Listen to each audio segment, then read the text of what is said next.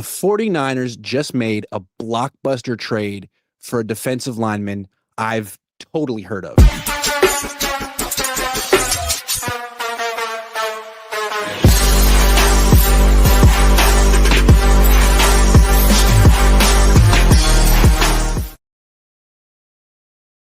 What's up? Welcome to Cohn and Krueger. That's Larry Krueger. I'm Grant Cohn. We've been talking trade deadline for weeks. It's a week from today, and the Niners wasted no time. They said Kayvon Thibodeau. Who needs Kayvon Thibodeau? Max Crosby, Trey Hendrickson? How about Keion White, former second-round pick of the Patriots? He had 5 sacks last year. Wasn't having a great year this year, according to PFF, so the Patriots kind of gave him away. Niners get him for a 6th-round pick, and they get a 7th-round pick back, something like that. I should probably get that right. I'll look into it. It's a pick swap. Patriots didn't want him. Niners do because they're desperate. What do you think of this, Larry? Keion White. I love it. I mean, I love it for a lot of reasons. One, he's a big defensive end who can play and or tackle. 2, he's not playing a lot this year, but he played last year. He had 2.5 sacks in a game. He had 1.5 sacks in another game. He had 5 on the year. He's only 26, and really all you're doing is moving from the 6th round to the 7th round. So moving back 1 round on day 3 of the draft for a 26-year-old defensive end who's under contract, I believe, for this year and next year, I think that's an incredibly low price tag. He obviously had fallen out of favor there. He's not a perfect player by any stretch. He's a little raw, but he's a freaky athlete.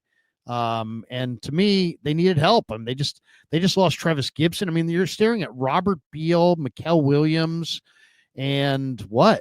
I mean, you don't really have much there. So, I mean, it's amazing to me, Grant, how the Niners have gone from one of the deepest defensive lines in all of football to they are the thinnest defensive line in just a couple short seasons. I mean, wasn't that long ago they had like 2 whole starting lines of guys and like 10 deep at the D line. Now they're as thin as almost any team in the league there.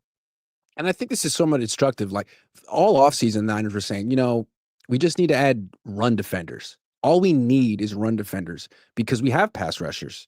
Well, you never really know what you have in the NFL. Players get hurt all the time and your needs change constantly. So now you have this D-line full of run defenders, and you're looking for anyone who can rush a quarterback. And maybe Mykel Williams will be able to in a few months or a few years, but right now he's not. So what's interesting to me is Keion White. You'd think they'd be in the market for like a pure edge rusher, someone to replace Bryce Huff or Nick Bosa. But Keion White, I'm watching his. I mean, I've been watching Keion White films since he was in middle school. So I mean, he's not new to me. But when I watch Keion, I'm looking at a guy who does his best work from the interior. He's a lot like Yeturgos Matos or Cleveland Farrell, who the Niners worked out yesterday. So you have another one of these guys who's a tweener who can set the edge and then kick inside. And Chris Kacerek does a great job with those guys. But I thought they'd be in the market for an edge rusher. Well, I mean, I don't think this ends their pursuit. I think the price tag was so low that I think they probably have another move to make. But what I like the most about this guy, he's a super incredible athlete. I mean, this guy had 32-inch vertical, almost 40 reps of 225, hit 21 miles per hour on the GPS at almost 300 pounds. So you're talking about a big athletic guy. The one thing about the Niners system, Grant, I mean, I know you know this, but I mean, just for the audience, it's a super simple get up the field, attack the quarterback system. It's not, that's why Robert Saleh preaches all gas, no brakes, because he wants guys playing a simple system as fast as they possibly can. And I think this guy, maybe in New England system, might have been hindered by the fact they wanted him to read and react a little bit more. I think he could thrive in this system. He's a high motor player with a ton of athleticism. Yeah, and this is the kind of guy that Chris Kacerek usually does his best work with, a former 1st or 2nd round pick who's right in his athletic prime, who's been labeled a bust by his former team because they drafted him too high, and then he can work with the guy whose expectations are way lowered and get the most out of him. I mean, on this team, he's going to play a lot. Yeturgos Matos wasn't practicing even when he was quote-unquote healthy. I don't know if he'll ever actually be healthy again. So, yeah, I mean, do they need an edge rusher? Yes. Do they need an interior rusher? Yes, because as good of a run defender as Mykel Williams is, he's not really generating much pass rush. Neither is Alfred Collins. This guy could be their best interior rusher on the team right now. And more than anything, I mean, they need guys who are versatile because they got guys falling like flies. I mean, and you don't know who's going down next. So, man, I mean, if I was John Lynch, I'd be looking for guys who could play inside and outside because who knows? I mean, you might get something out of Beal. You might get something out of one of your tackles. I mean, it's like right now they just need guys. They're so down and so thin up front. And people, I got Mitchell and Ness. Here comes Krueger's hype train. There's nothing not to like about this trade. You're moving from the 6th round to the 7th round, and you're getting a 26-year-old uber athletic defensive end who, in a simple pass rush scheme like the Niners have, could be a revelation. So, yeah, when you factor in the price, this is a no-brainer. So, do you think this is the best the Niners could do? I mean, some people might say, hey, great value, a lot of potential there, low risk, high reward. But I've never heard of Keion White. Of course I have. But, Johnny Football over here may not have heard of him. And there's other guys available. The Niners could have taken a bigger swing, but this isn't a Super Bowl team. Well, and you're not. First of all, there's a big disparity, I think, between who's rumored to be available and who's actually available. Like Trey Hendrickson, rumored to be available, not really available. Yeah. Kayvon Thibodeau, rumored to be available, but there was a report by Mike Garafolo today out of the NFL Network that he's not available. So, there's that too. It's like, how many guys are really actually available? Or are teams just saying, hey, if you bowl us over? I don't think the 49ers want to trade their 1st or 2nd round draft choice. And my guess is they may not even want to trade their 1st, 2nd, or 3rd round draft choice because they know that they're going to need those picks to replenish their offensive line and defensive line. So this is a very, this is a low cost trade. I mean, on one hand, it may be kind of a bad sign because it may be an indication that the 49ers really don't want to trade anything of significance to get help. Or it could be just the first move that they make and not really an indication of that. Just they felt like the price was right. I'll say this. I think the price is right. I would do that deal in a heartbeat because, this guy looked good. And when New England played the Niners last year, Keion White looked good in that game. Go back and look at that game. He had 3 tackles. He had a couple assists. He had a tackle for a loss. He's pretty solid. I mean, we're not talking about a guy who's just a bum. This guy can play. I like the fact that the Niners aren't selling. I mean, if they trade Jawan Jennings, great. But even though they're not as good as they want to be and they have all these injuries and they're probably not going to win the Super Bowl, almost certainly, they're 5-3. They're going to be 6-3 probably after this week. You got to do something. And they did that. But the fact that they got a defensive end who's kind of a tweener makes me wonder, was Mykel Williams a reach? I mean, if Mykel Williams was really balling the way you would expect the number 11 pick in the draft to play, the Niners may not have to trade for Keion White. Fact of the matter is, Mykel Williams has made a great impact on the run defense and almost no impact as a pass rusher. Given where they took him, do you think he was a reach? Well, it's funny. My first inclination is hell yes, it was a reach because the Niners were like, well, they could have had the tight end from Penn State, who's looking like one of the best tight ends in pro football right now.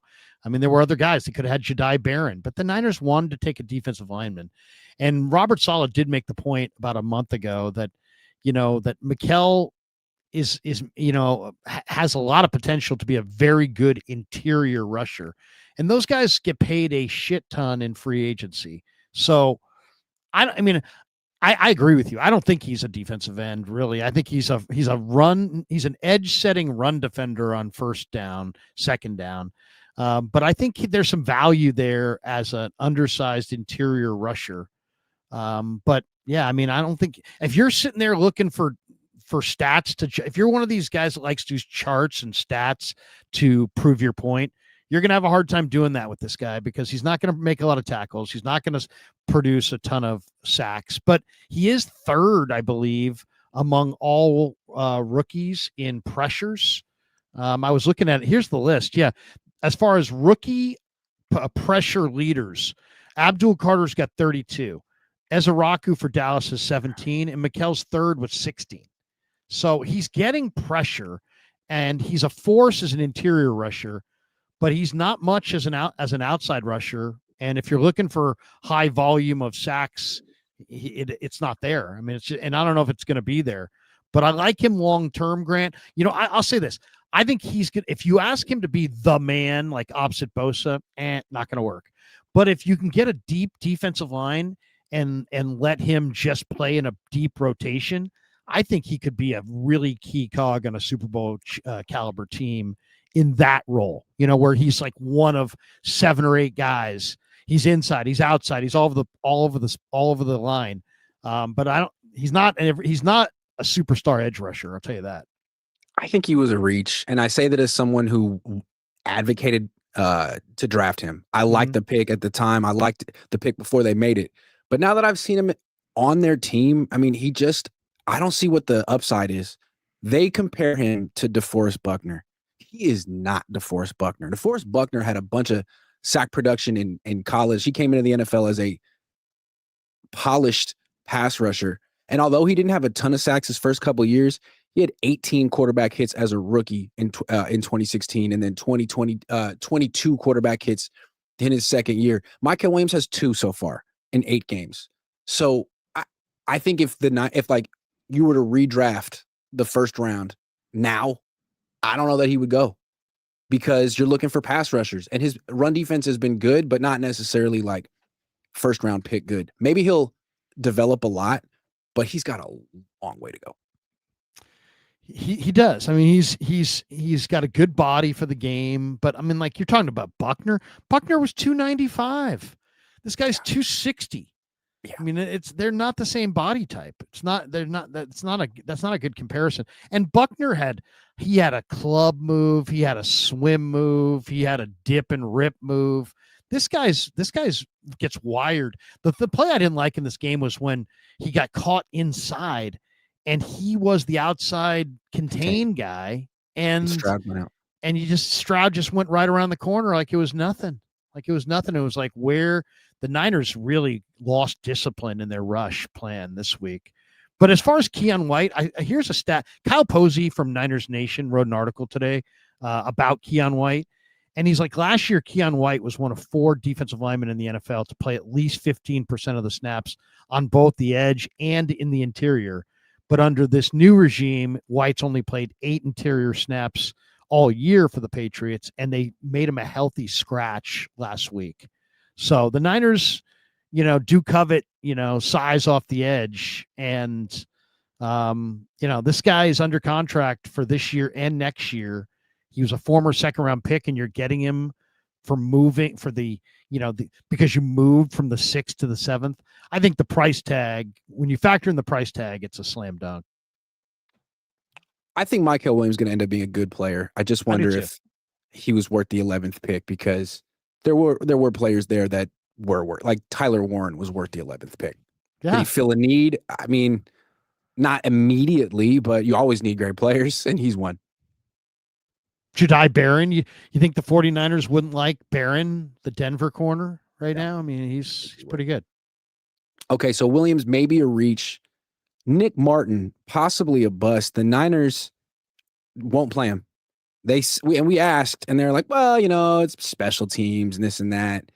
But it's not special teams. He's playing special teams. A bunch of linebackers have gotten injured, and they will not put Nick Martin on the field with the defense. They see him in practice every day. I mean, do you think, they must think he's a bust. Do you think he's a bust? No, I don't. I mean, it's like, if this guy's a bust, well, what was D Winters? D Winters didn't look like Nick Martin looked in the preseason, in his rookie year preseason. He didn't do anything. D Winters barely did anything as a rookie. And now people are like, I love D Winters. D Winters is great. So I do think Nick Martin needs a little bit of time, most likely. But I mean, the question has to be asked, why is this guy? It's like the Niners are in a mode now where they clearly are only going to put him on the field if it's the last resort. I mean, if you're playing Luke Gifford and Curtis Robinson from scrimmage over your third round draft choice, I got to ask, is that third round draft choice a bust? Now, I personally don't think he is. He has 4.5 speed. He has enormous strength. He had 140 tackles. I do think he's a little overzealous. I think he might overrun some plays. I don't think he knows the defense as well as he's going to need to know the defense. But I sat down when we had that sit down with the coaches, Grant, when Johnny Holland, I was the only person sitting there. And we had a conversation for about 4 or 5 minutes about Nick Martin. And he said to me, and Johnny's not one to bloviate or BS. And he's like, well, all I can say is I've already seen enough. This kid's going to be a very, very good football player. You know, when he's ready, he's going to be a very, very good football player. I said, why do you say that, Johnny? He's like, well, he's got unbelievable hustle and motor. He'll pursue plays on one side of the field. When he's on the other side of the field, he's got great hustle. He's got great instincts, great speed. And he said, once he gets used to our defense and learns, you know, exactly the way we want him to play it, he's going to be great. And I that's what I see as well. But there are people out there that are claiming that Nick Martin's a bust. And I think they have a little credibility right now because the Niners are treating him like he's a bust. Yeah, I mean, like, here's my question. He can't get on the field whatsoever on defense, but Marquise Siegel played 100% of the snaps for the first 5 weeks of the season, even though offenses were picking on him. And the Niners were like, it's okay. We want to let him, you know, go experience the lumps or whatever it is. Then you got Upton Stout, who makes some plays, but also gets picked on in coverage, and Niners don't seem to care. I mean, Mykel Williams isn't making a ton of plays. Alfred Collins here and there. But you won't even put. So how bad does Nick Martin have to be right now to not even get on the field whatsoever? I mean, are they afraid that offenses are just going to put him in a blender? I mean, I would imagine if he is on the field, offenses would test him right away, run at him, throw at him, see what he can do. And maybe he would, in his first preseason game, to be fair, he overran 4 or 5 plays. Yeah. I mean, it looked like he was a chicken with his head cut off. Yeah. Yeah. He was all over the place. He was running all over the place. He was getting places fast, but he was getting in the wrong places. Mm-hmm. That being said, like, you watch Tatum Bethune, who's a good player. He's just so obviously limited. And it'd be interesting to see what Nick Martin could do if you let him play 2-3 games in a row. Because it seemed like during preseason, he improved more than or as much as any rookie over those 3 games. And maybe be rough on the first game, but he does have like real traits. Like, he seems strong, fast, violent, explosive in ways that most of their linebackers aren't. Yeah. I mean, I would just say to any Niner fan is don't overthink this. You know, you saw him in the preseason. What do you think? You know, yeah. Is he raw? Is he new? Is it going to take some time? Is he going to make some mistakes as he's learning the defense? Sure. But you saw what he was. I mean, the guy's fast. He's explosive. He hits hard. He's sideline to sideline. He's pursuing like a madman. I mean, I would put him out there and send him at the quarterback, especially if you don't have anybody better to rush the quarterback. I mean, could you imagine Nick Martin on delayed blitzes running at the quarterback? I mean, you want to force the quarterback to get rid of the ball. You know, try that a couple times a game, but you know, they're bringing him along slow. The Niners notoriously bring along their rookies slow to some degree, not always, obviously. Connor Colby and Siegel played right away. But I think this guy can play. I'd be very, very surprised if Nick Martin became a bust. I mean, when you're that that fast, that strong, that productive at the college level, and then what, you're going to step into the NFL and make some impactful plays immediately in your first or second preseason game, but then you're going to be a bust after that. I don't buy it. I'm not buying it it's at all. It's just interesting to me how eager the Niners have been to put Upton Stout on the field, 3rd round pick. You know, up and down player, has good traits. They don't care what he does. He's staying out there. But Nick Martin gets the slow treatment. I guess we'll find out why eventually. Bill Kennedy says, good trade, but first of several, I hope. Here. Yeah, Kenny Davis, $2. Thank you, Bill Kennedy again says, should a 1st round pick make an impact in year 1? Now, you could say that Mykel is making an impact, but this wasn't like the 30th pick in the draft. This was 11. We're going to talk about Mr. 31 in a second. SRT Unk 415 says, so we traded for Robert Beal 2.0. That's just mean. In fairness, Keion White has way better production than Robert Beal has ever had. I mean, Robert Beal, I don't even know what to say about Robert Beal. Robert Beal's big, fast, and doesn't produce. Boxing Fan Times 4 says trade JJ, put CMC in the slot, play Jordan James. I like those ideas. Let's go one thing at a time, though. Okay. Ricky Pearsall. He's missed 4 games, and when we asked Kyle Shanahan on the conference call yesterday if he'll be back this week, he said, I don't know. We'll see, which is exactly what he said the last few weeks. Doesn't sound great. I don't know what's going on. We see him in the locker room. He's shooting jumpers. He looks fine, but he cannot even practice in a limited fashion, which makes me wonder, begs the question, is Ricky Pearsall made of glass? I don't know what to say, man. In some ways, he's like one of my favorite players because he's super tough on himself. He's a no-nonsense guy. He doesn't make excuses. He doesn't. But he can't get on the field and stay on the field. And his job is to play in the middle of the field. Like in a game like this, you would think Ricky Pearsall would be dying to get out there. Why? Because the New York Giants might be the worst football team we've seen in years at defending the middle of the field. And he should be in line for a massive monster performance against that defense. And yet, I don't think he's going to play. I think he's going to be out again. And I don't know exactly the injury. Was it ever given to us? I mean, it was a knee, and they said it was a minor PCL, but I don't know. It feels like it's beyond minor at this point. Yeah. I mean, he banged it on the sideline, right? So it looks like it has to be some kind of a bruise. And it's obviously there's a lot of pain involved. It's got to be worse than that. I don't know what to say. I like the guy. I like the route runner. I like the hands. I like a lot of attributes about him, but I also predicted on draft day that the whole thing is going to be about how healthy can he stay, and that's been his issue. He can't stay healthy. It seems like he gets hurt a lot, and when he's hurt, it takes him a while to get back. It seems like he spends a long time rehabbing, and maybe that's because, he's a lot different than Jauan Jennings. Jennings is the kind of player who can play hurt. He's not playing well, but his game is built on toughness, not speed. So if you take a little bit of speed away from Jennings, he can still theoretically make contested catches and block. Pearsall's game is 100% built on speed. So if he's 85% healthy, maybe he's not giving you much of anything, because it's not like he's the kind of guy who's going to break tackles. So maybe he's sort of in like the Brock Purdy boat, where, most players in their position would play at 70% health, but those two guys have tried it, and maybe they feel that they need to be, or the Niners feel that they need to be closer to 100% healthy to be themselves. Is that possible? I mean, everybody's got to bring Purdy into this. Everybody's got a different pain threshold. Yeah. I don't know what his pain threshold is. But he's having a hard time getting out there. And, you got people in the chat, and it's like, somebody's like, Ricky is not fragile. Well, okay. But yeah, Ricky isn't fragile. You sound stupid. It's like, what if he's not fragile, then how do you account for the fact he's had like 5 different injuries that have kept him out over the course of a couple seasons?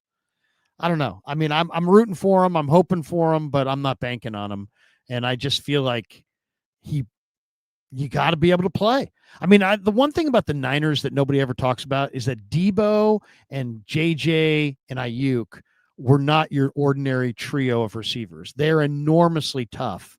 And I don't think people realize that toughness is like maybe the secret trait of being great at receiver. So you got to be really, really tough. And I don't know if Pearsall is that kind of a player. People say, "Oh, he's Julian Edelman." Really? No. I mean, let's go think about how tough Julian Edelman really was before we sit there and say that this guy's Julian Edelman. I mean, he's a good player who's got some issues staying on the field. I compared him this offseason when I was about to draft him on my fantasy team to Odell Beckham Jr., and that was a lofty comparison. I think he showed flashes of it, but also Odell Beckham Jr. was hurt all the time. And I think we're seeing that with Ricky Pearsall as well. And I think the Niners underestimated how long this injury would be, because if he misses this game in New York, that's 5 weeks. And he shouldn't play in New York on that MetLife Stadium with a knee injury. Like, you're just asking for him to have something way worse. So that's 5 weeks. They could have put him on IR. They could have kept Travis Gibson on the 53-man roster. There are things they could have done. And I wonder if the same, again, to bring it back to Purdy's in danger of missing 5 weeks too. So these are two injuries that the Niners may have misjudged. And we're going to come later on in this show, talk about their strength and conditioning coach, Dustin Perry, and their training staff, which really doesn't seem to get much right these days. Yeah, I mean, I don't know what to say about their injury situation, but it's the same every year. It's the same every single year. And yeah, maybe the Niners, I think the Niners listen to their players too much.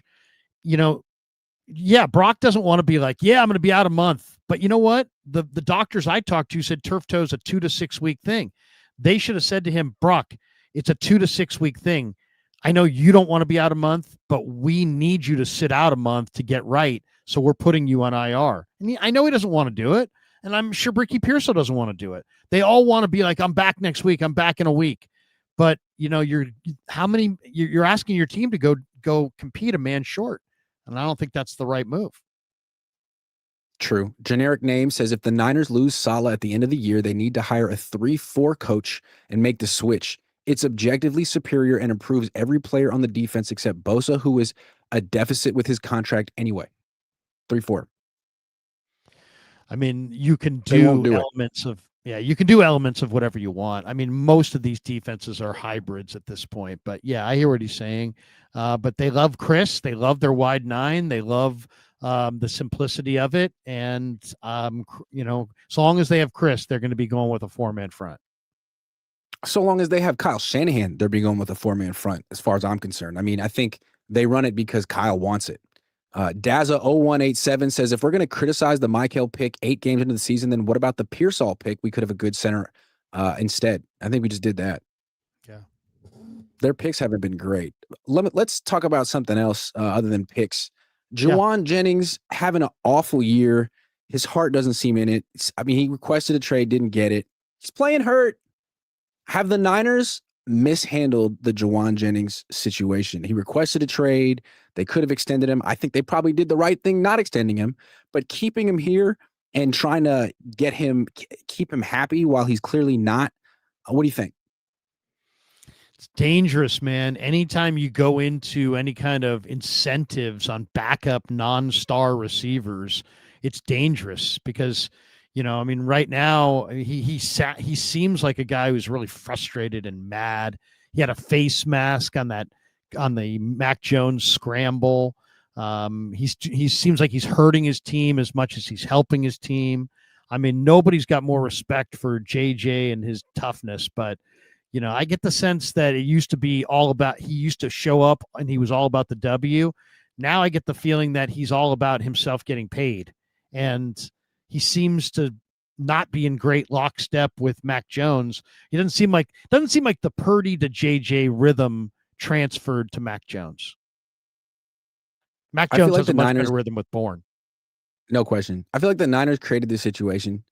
I'm not to take all the blame off of Juwan Jennings because he needs to be more professional and give better effort. But I think this happened with Debo last year as well. And the Niners do this thing where they convince themselves they can keep a player 1 year longer than he wants to be there, and that the guy signed a contract and that they have the leverage and what's he going to do about it. And there's truth to that. But we've seen what wide receivers can do or what players can do when they don't have their heart in it and they don't want to be here. Debo was a net negative on the team last year, despite the fact that he's a objectively net positive player. He is for Washington. He always was for the Niners. Juwan Jennings was a net positive player, even when he wasn't getting the ball because of his blocking. Now, he might be the worst player on the team. You could argue that he's cost them multiple games. So I think in the future, what the Niners do is if a guy requests a trade, trade him to Siberia. That's what he wants. Give it to him. Don't let him stay around here and ruin your locker room. Yeah, I don't think JJ is ruining the locker room necessarily, but there's no question that he's not playing at his best ball right now. He doesn't look right to me. There's only one player on the team who screamed at Kyle Shanahan during a game this season. It was him. Yeah, I mean, it's like, he's not Jerry Rice. I mean, this is just, he can't say, jump on my shoulders, I'm going to carry you. And I don't think they're going to sign him after this year. So, I He don't know. thinks I don't know what he's the Brandon answer is. Ayuk. I think he feels that, hey, look, I stepped up in the Super Bowl. Ayuk didn't. I had a better year than Ayuk last year. You gave Ayuk $30 million. I should get 25 million. Sorry. But I think that's what he Yeah. thinks. Well, he's a warrior. He's a tough player, but since they're not going to sign him, if anybody wanted him, I would listen to it. I'd listen to it because I Same. don't think they're going to sign him long term. Michael Allen says, would trading for players like Breece Hall and Xavier Hutchinson make Brock better? Guys he's had previous rapport with. How about an offensive? I think an offensive line would make Brock better. Yeah, I mean, any good player, any good weapon will make a quarterback better, but I think that's overplayed. I really do. I don't think you have to have guys from Iowa State there for Brock. I think he's proven that he can establish a rapport with any number of guys. But yeah, I agree with Grant on this one. Get him, build. You've got a quarterback. You now have two quarterbacks that can process at the line of scrimmage. Build the fortress, build the line around these guys. Generic name says the simplicity got them ran over by a bad offense. Yeah. Corey Coleman says it is solid the top. Awful. So bad. So Corey Coleman says it's solid the top head coach candidate going into next year. Not after last week. No, that was rough. Bill Kennedy says would have Purdy pulled a JJ if no extension? Nah, I don't think so. Maybe he would have done it his way. No, I don't think he was going to. But the Niners acted like they had no choice there. Like they had to extend Purdy, but I don't think they had to, but I think they wanted to. I agree. Daz just says, is Kostrick overrated? What D-line draft pick has he truly developed? Good question. Yeah. It's a good question. I don't think he's overrated. I think he's a pretty good coach, to be honest. That's a good question, though. I think he's a good coach, but I feel like the Niners treat him like he's like a magician. Like they just take these guys with traits and no pass rush production or skills and say, Kostrick will figure it out. He didn't with Solomon Thomas or Javon Kinlaw or Drake Jackson or Robert Beal, but maybe he will this time. Yeah, you got to have talent, man. I mean, this is pro football. Chris if he could really turn anyone into a pass rusher, he'd be getting paid $50 million a year. Chris Kostrick. Yeah. It's you can't do it. Joseph Ernberg says New York is about to commit football murder Sunday. How? Okay. If the Niners get beat by the Giants, there's some real issues. Christian McCaffrey's having an admirable season. He's on pace for like 2,000 yards from scrimmage. He keeps getting up. He's running really hard. But as a running back, the efficiency has just fallen off a cliff. It's not all his fault, but some of it is.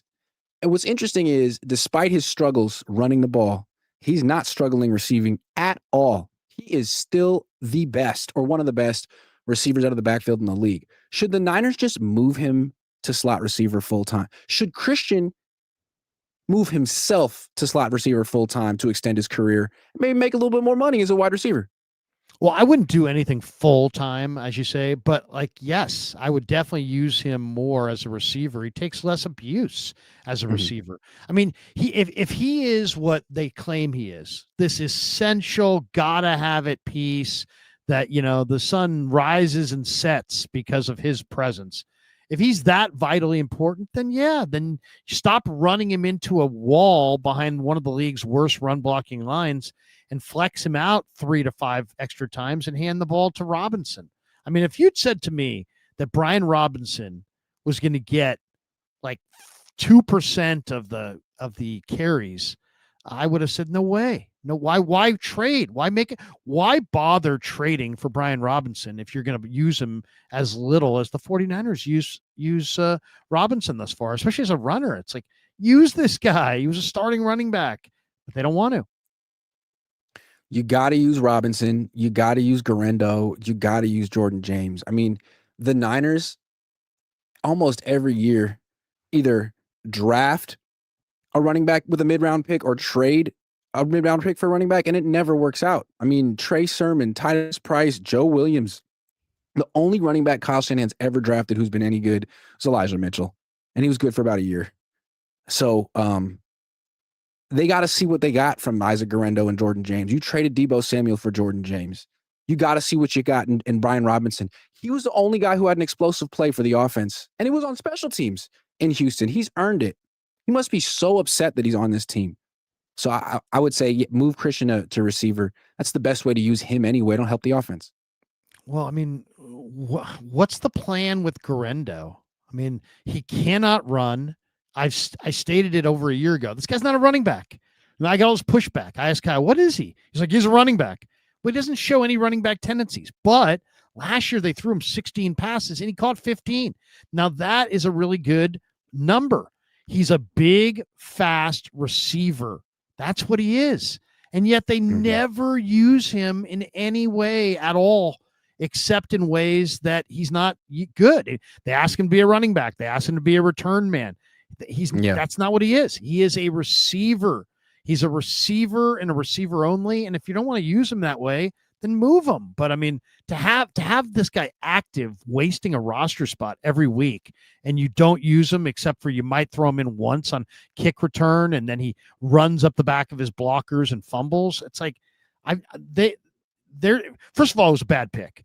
Never draft guys who don't do anything in college, who are just athletes. That's what they did. They drafted an athlete, and they're shocked that he's not a football player when it's clear he's not a football player at this point. So it's like, I'm waiting. They ought to trade him because there's no role for him here. They don't believe in him. They ought to trade him for a football player that they can use. Good luck. Maybe they could trade him for Cam Latu or Jake Moody. The Big 25 says, Grant, you're 100 about Shanny and the wide 9 BS. If Saleh leaves, he'll want to hire another yes man to run that vanilla defense. I think it's his preference, and I think he likes the wide 9 because it gives him problems. As we know, he's 1-9 against Jim Schwartz, who's the wide 9 godfather. Okay, so I think this is interesting. Every year the Niners have these injuries. Every year they're the most injured team in the league, and someone eventually will say, well, what about that strength and conditioning coach? What about that training staff?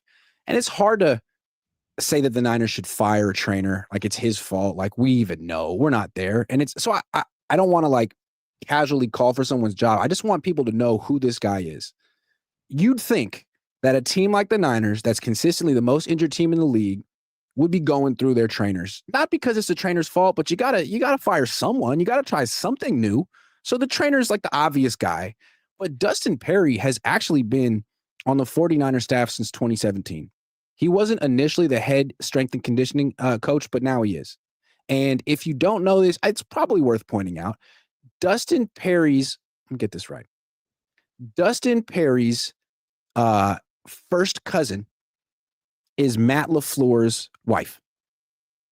So there's a little bit of nepotism there, as Mr. Nepotism here. Maybe it's harder to fire someone who is related to the wife of one of your best friends. I'm just saying, maybe the 49ers should go out and get a new trainer who has no familial ties to anyone in the organization. It's a thought. It may not fix it, but it couldn't hurt. You know, we've been talking about this a lot through the years. Okay. I think there's really only one personnel. There's really three things I think you can do, but there's only one personnel thing you can do, which is just make sure that you draft players that played all the time in college. Like guys who are out hurt, I think are more likely to be out hurt. So don't draft guys who didn't play. Don't draft guys who played a game. Draft guys who played all the time and seemingly loved to play. That was one of my complaints about Mykel Williams, is they drafted a guy who only played like a third of the snaps. So draft somebody who likes to play and does play, and draft somebody who didn't have injuries in his college career. That's one. Two, you could change out your strength and conditioning coach. Three, you could look at your practices. The 49ers believe in an old school line of thinking, which is that you have to build up calluses to play football. And they believe in that. Sean McVay in their same division doesn't believe in that. He believes the opposite of that, which is you should never put any of your players on the field in anything but meaning in games that mean something. And so McVay's willing to trade like rust in week 1 for getting all the players out there. Shanahan wants to build those calluses. I don't know. I mean, I don't know what the answer is. I mean, on one hand, I do think that you have to build some calluses to play football, but then I also think you're a damn fool if you risk putting your players in harm's way. I mean, Shanahan was asked is this week by Matt Barrows, is the MetLife treacherous turf going to impact, your decision of whether or not to bring back Brock Purdy? He's like, absolutely not. Yeah. Absolutely not. So it's like, well, why? That's the worst turf in the league. And isn't he your franchise quarterback? But it's like this kind of, I don't want to say it's macho. It's kind of like we're doing what we're doing. Injuries be damned. It's just part of it. And we're not going to be the part of some wussification of the NFL where we don't do this or that. We're old school. And Shanahan's a second generation guy. I'm sure he does exactly what his pops did. But I think as time goes on, Grant, I would rather them not play, and start off the season. It's a long year. Start the year rusty if you got to, but make sure your money is on the field for when it matters. I mean, go back to Walsh. I can't remember ever the Niners getting into a deep playoff run in the 80s where they ever didn't have Joe or Roger or Jerry or Taylor, or they had them all. How did they have them all every year? It feels like a different life ago. They always say it's a copycat league, and any team, if they have an issue that persists for years, the solution is obvious. If you can't stop the run, you get a new defensive coordinator who has a track record of defending the run, or a new D-line coach. It's same thing here. If you have a track record of having a ton of injuries every year, you get a new trainer from a team that hasn't had that issue and hope that they know something that you don't, that there's something in their culture that they can bring to you. So simple as that. I mean, if this is an issue every year, sorry, Dustin, it may or may not be your fault, but you got to go. And we're going to bring in a trainer from the Rams or some team that really hasn't had a lot of issues with injuries the last few years. And we're going to hope that that is the variable that needs to change. And if not, we'll figure it out. But that's what you do in football. It's a copycat league. Just go get someone from an organization that doesn't have this problem. That's what I would do.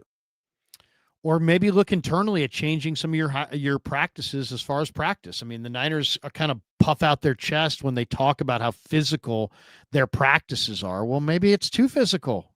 Maybe you're pounding on your guys a little bit too much. I mean, I'm not saying that I have the answers. I'm just asking the questions, because how many freaking years in a row can you lose 25% of your roster to injury, or a higher percentage than the rest of the league, and not do something about it? Eventually you got to adjust, right?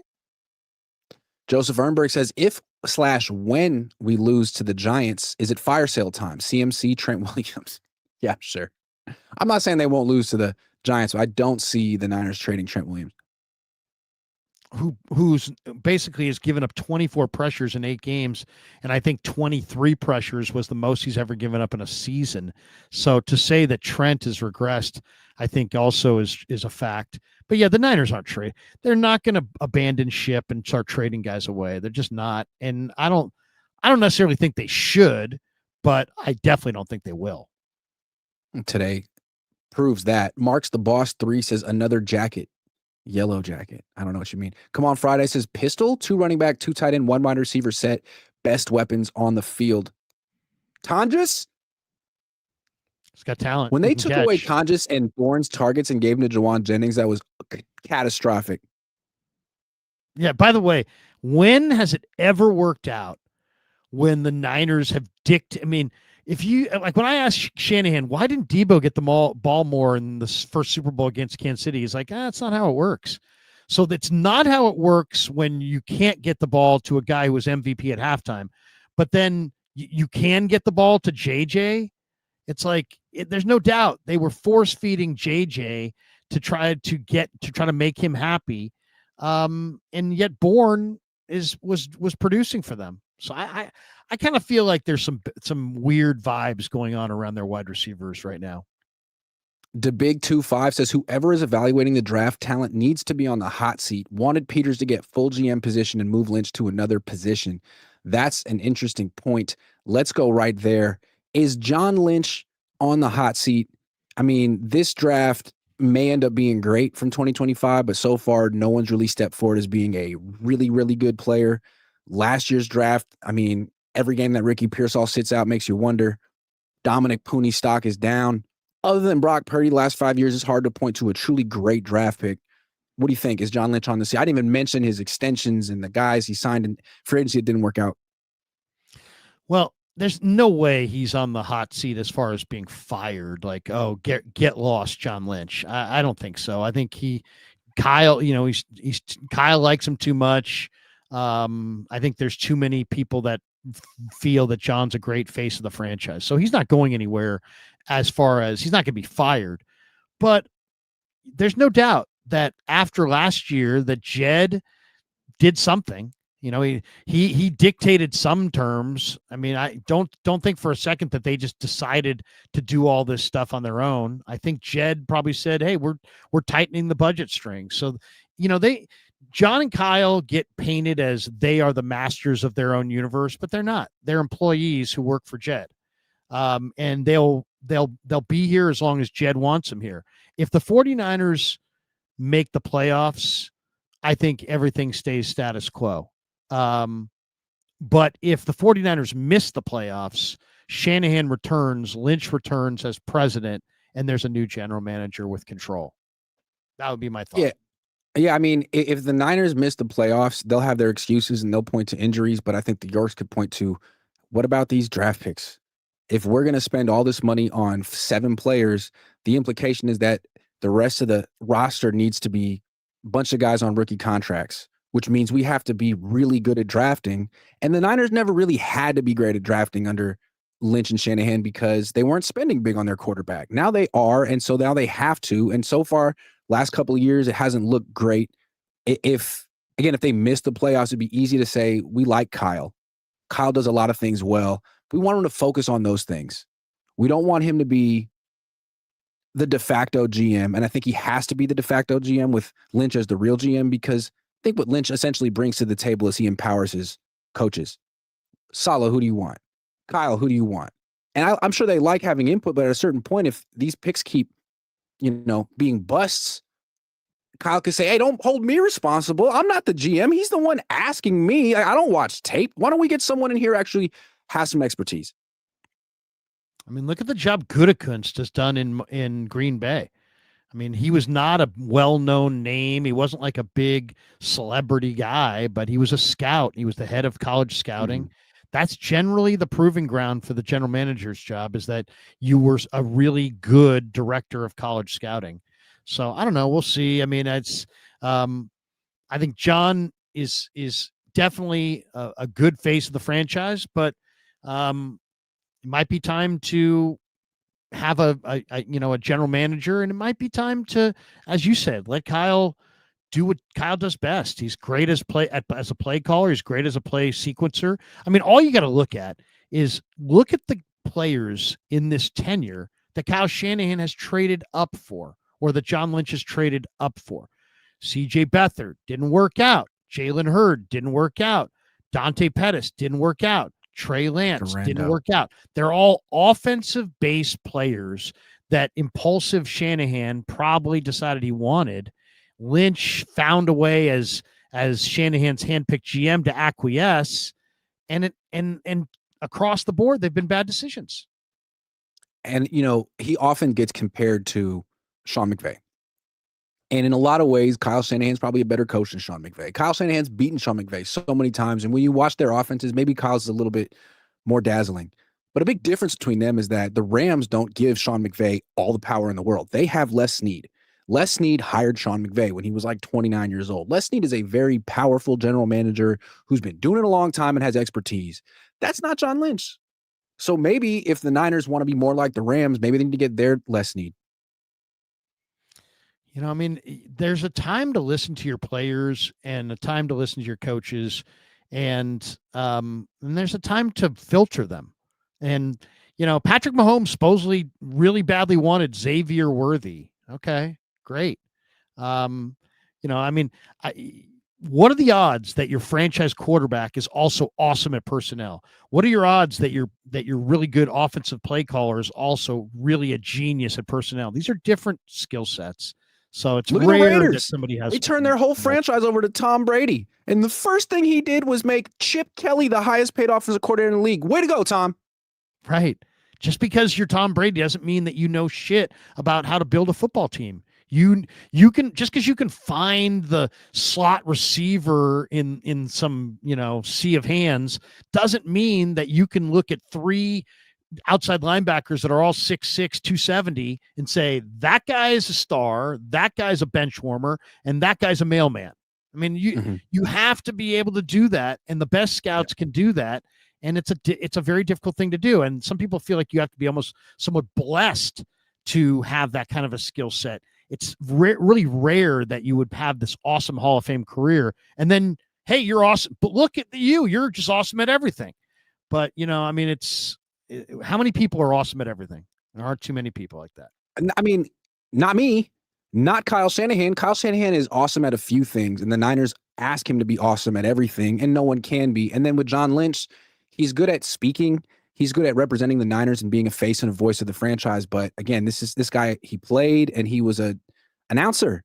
He did not come up through the ranks. And maybe it's time to go. I'm not saying bring back Balky, okay?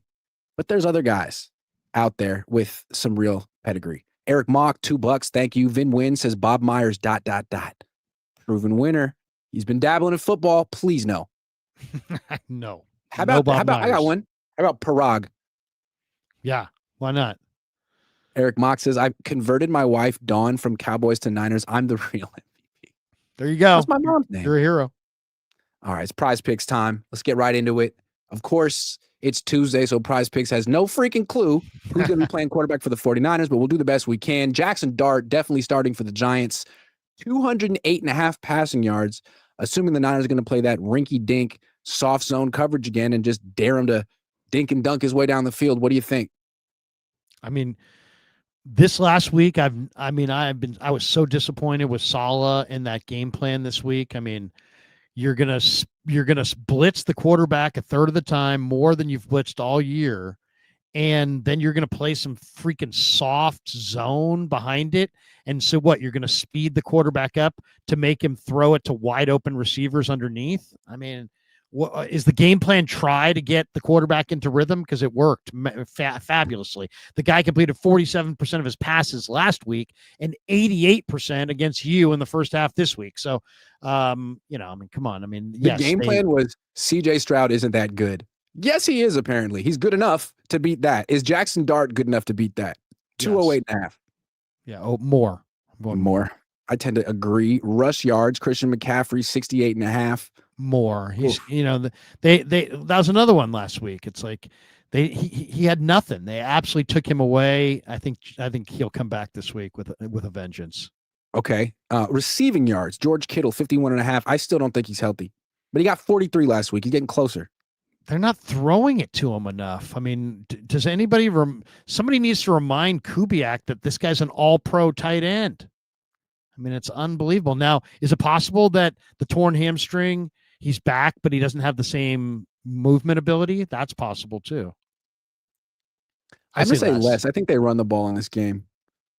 That being said, McCaffrey, 49.5 receiving yards. What do you think? I like more. I think, you have to throw him the ball in this game. I mean, how do you not? Let's get a couple bonus picks. Let's go Warriors tonight. Warriors Clippers. Is that tonight? No, it can't be tonight, is it? It is tonight. They're going back to back. Back to back. Kuminga, 16.5. I like Kuminga right now. Kuminga's playing loose. Grant is playing in that dunker spot on the baseline. And what they're doing is now it's like there was a bad vibe last year between Kuminga and Steph and Draymond. This year, they're putting Draymond at the free throw line, and then they're hitting Draymond, and he's looking for Kuminga on the lob, and Draymond's willing to throw that to him 3-4 times a game. I mean, his point totals are going up if he can get 10 points a game from lob dunks from Draymond along the baseline. So I love Kuminga right now. I like that too. That's a good call. What about Steph? 24.5 for Steph. Whoa. Sorry. That seems a little high, actually. 24.5 for Steph. They seem like they're getting, Moody's there. They got a bunch. They're spreading it around a little bit. I'll say Steph under. Okay, I like that. They seem to be using his gravity to get other people open. Right. You're gonna flex it, submit it, download the app yourself. Use promo code COHN. That's my last name, Cohn. Play $5, get 50 instantly in lineups when you use promo code COHN. All right, we got a couple more super chats. Kid Trickster says, not a fan of Keion. Check out JC Horn's brother, UDFA Gabe Horn. That's probably Gabe Horn right there. All right, Gabe, we'll check you out. Kid Trickster. Dude, you're killing me with the Gabe porn. Killing me. No. I fell for it. Yes. I fell for the Gabe Horn. He gets me, Granny gets me Kid Trickster gets me 3 times a week. That's on me. I should have known better. I'm 37 years old. I've never heard that one before. It's a good one. I'm more of a D's nuts guy, but that's a good one. You got me. All right. Well, on that note, thanks for watching. Keion White, get to know him. Gabe Horn, don't worry about that guy. Don't worry about it. All right, everyone. Take care.